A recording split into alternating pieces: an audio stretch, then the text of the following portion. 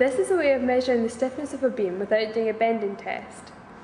This device measures the speed of sound as it bounces back and forwards along this beam.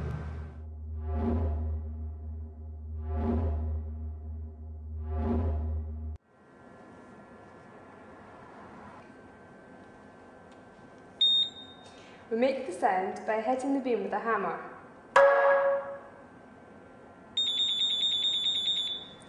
The speed is displayed on the screen.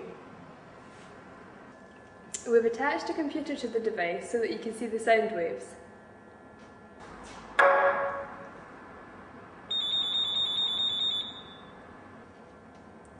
The red line is the sound bouncing backwards and forwards. The yellow line is the frequency, or the number of times per second that the sound travelled to one end of the beam and back again. By combining the length of the beam and the frequency, we can work out the speed of sound in the timbre. This is a direct measure of stiffness.